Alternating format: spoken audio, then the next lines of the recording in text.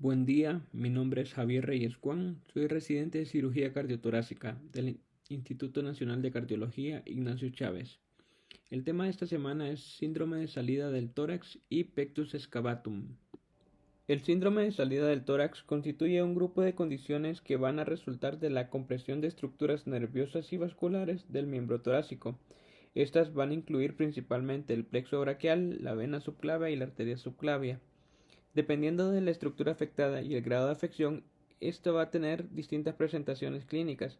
Clásicamente se ha dividido en tres tipos, en el tipo nervioso, tipo arterial y tipo venoso. Para comprender esta patología debemos entender la anatomía que rodea la salida de las estructuras neurovasculares en la parte superior del tórax. Como sabemos, la salida torácica se encuentra en la base del cuello y para fines clínicos se extiende hasta la axila.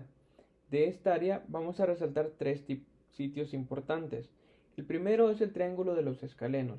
Este va a estar formado por el músculo escaleno medio y el músculo escaleno anterior y su inserción sobre la primera costilla.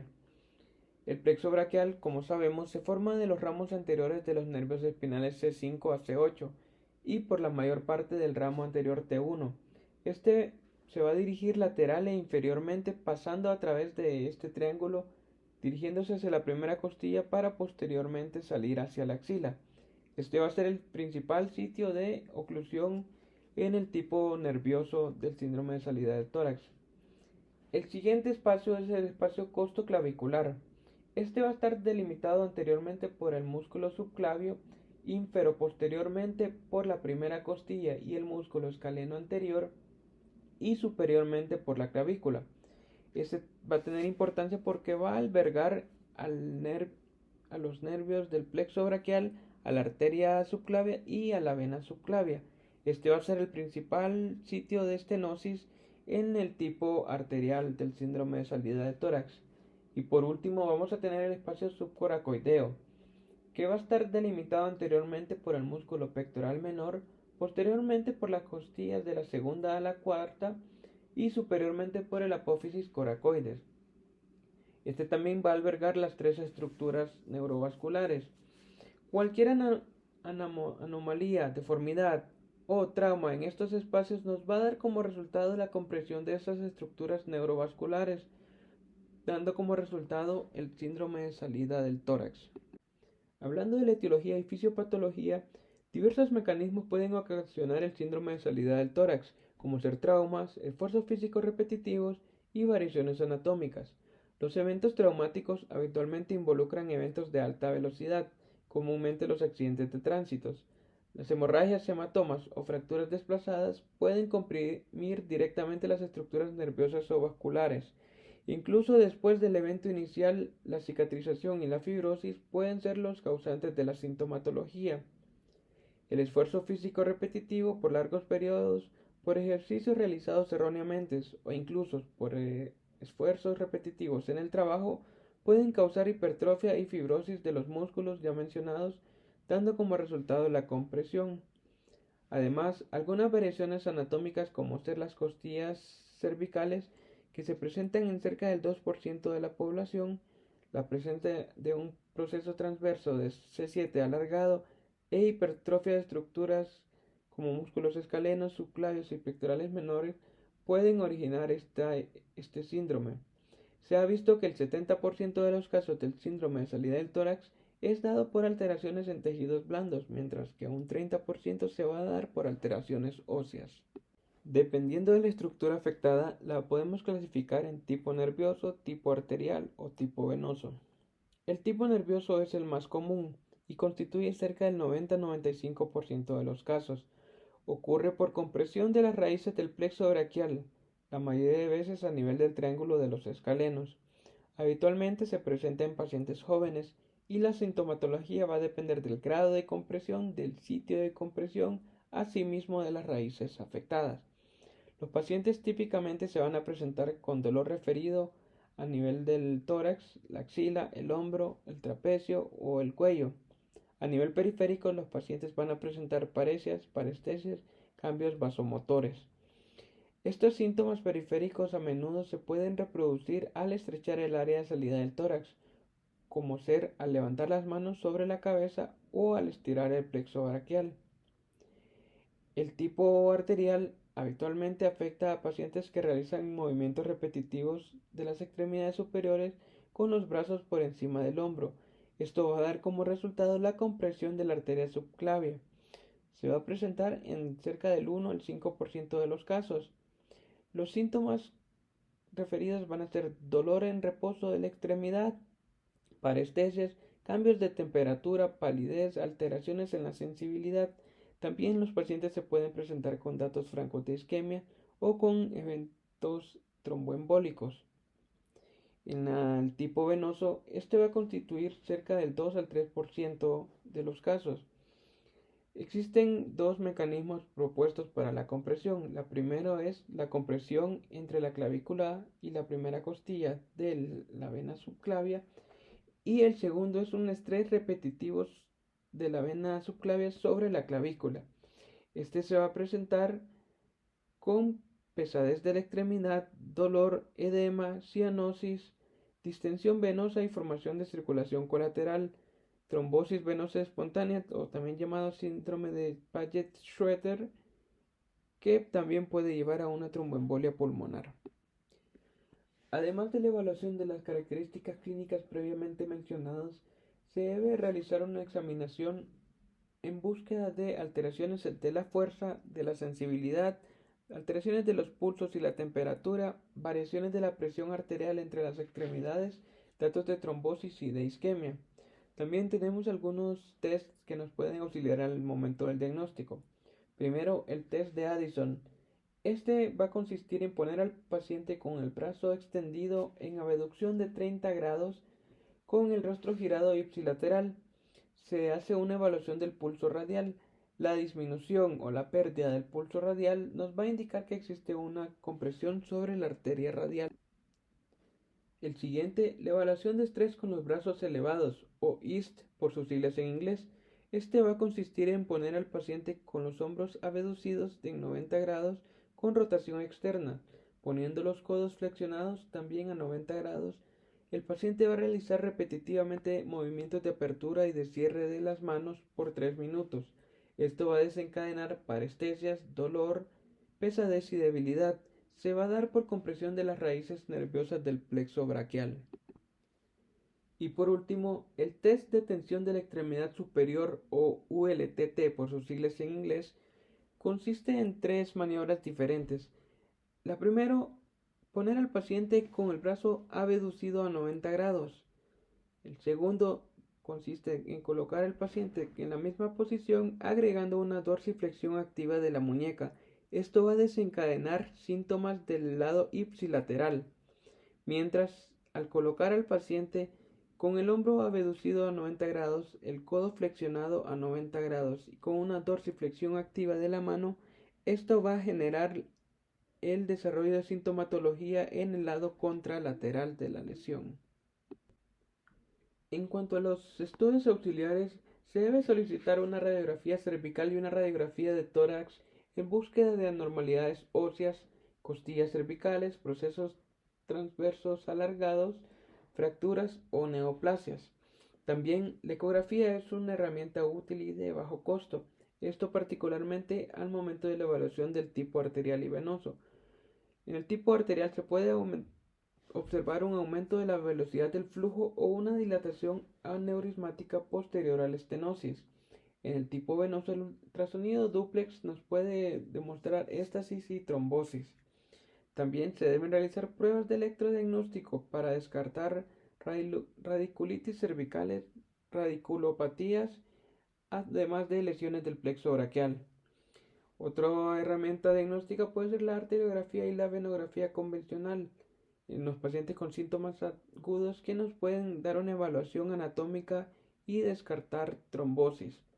La tomografía axial computarizada también nos sirve para evaluar las arterias, las estructuras vasculares, óseas y también las estructuras musculares.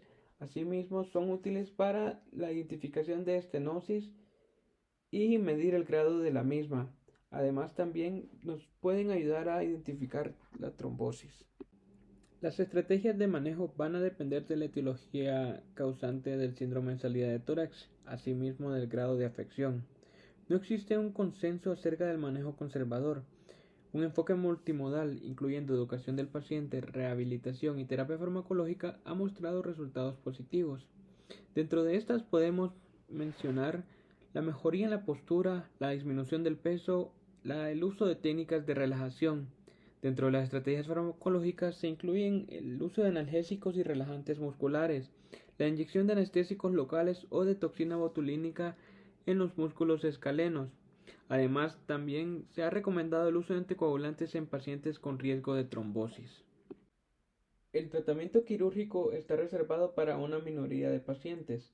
Dentro del grupo de pacientes con el tipo nervioso se van a encontrar aquellos pacientes con falla en el manejo médico después de 4 a 6 semanas de tratamiento, aquellos pacientes con aumento del dolor y con presencia de síntomas incapacitantes.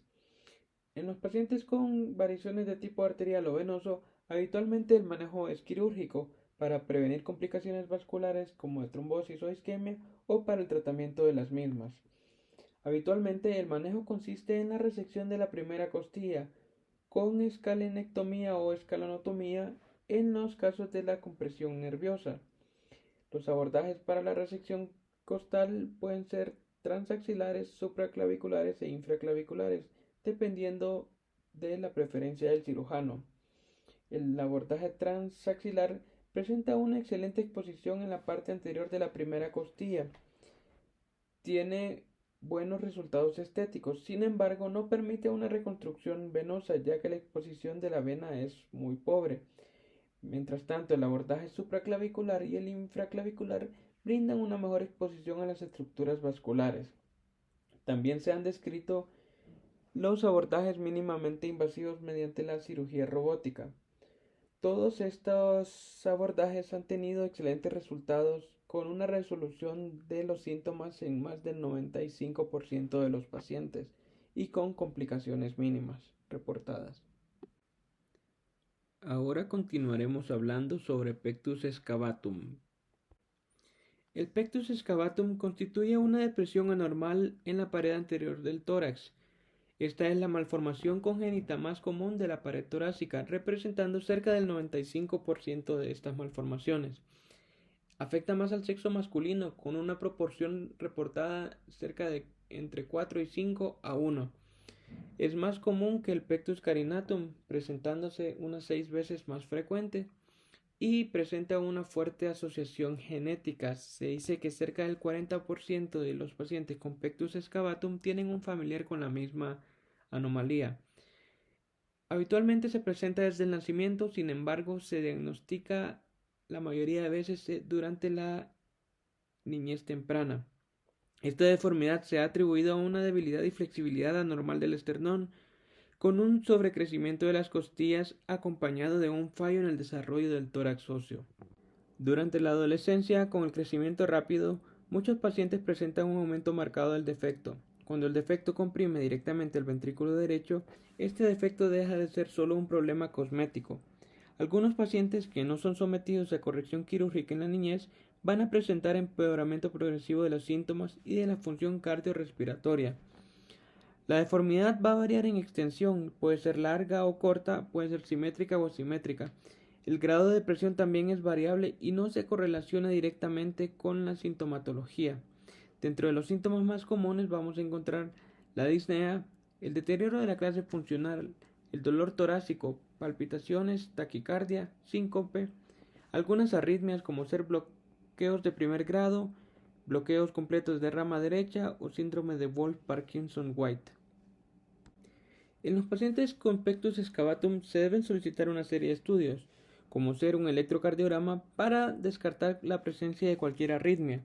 Se debe solicitar un ecocardiograma, ya que la depresión external puede comprimir el atrio derecho y el ventrículo derecho, interfiriendo directamente con el llenado diastólico del mismo. Además, es frecuente el prolapso de la válvula mitral. También se debe evaluar la raíz aórtica y la válvula aórtica en los pacientes con sospecha diagnóstica o con diagnóstico sospechado de síndrome de Marfan. Se debe también solicitar una TAC de tórax no contrastada. Esta es útil para evaluar la deformidad del tórax óseo, asimismo para evaluar la compresión del esternón sobre el corazón y para evaluar el desplazamiento del mismo. Este estudio nos va a ser muy útil para medir el índice de Haller, que este consiste en medir el diámetro antero-posterior en el sitio de máxima depresión en relación con el diámetro transverso del tórax. Un diámetro normal va a ser un diámetro de 2.5. Un paciente con un diámetro mayor a 3.25 se define como severo y puede ser una indicación quirúrgica del tratamiento del pectus excavatum.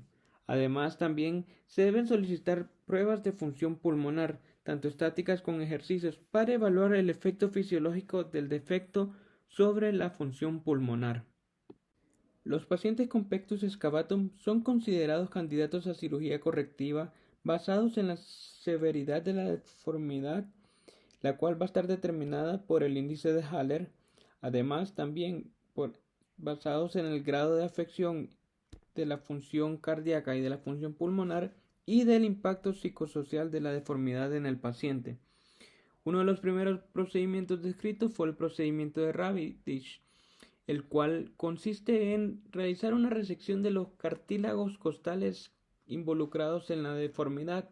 Posterior a eso se le deja una barra de titanio, la cual sirve para elevar el esternón. Esa barra permanece ahí por al menos un año, mientras se garantiza el nuevo crecimiento del cartílago costal resecado, dando así una nueva configuración al tórax.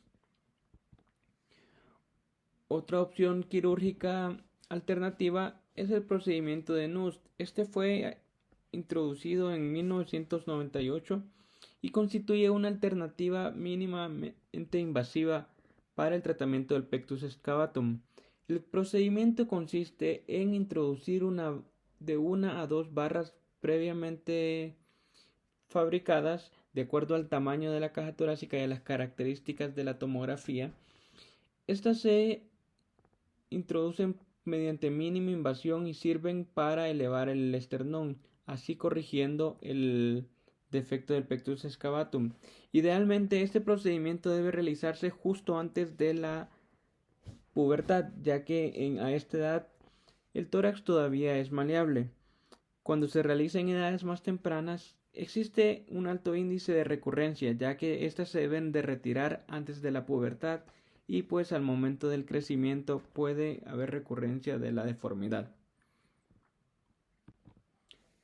Eso fue todo por el día de hoy. Muchas gracias.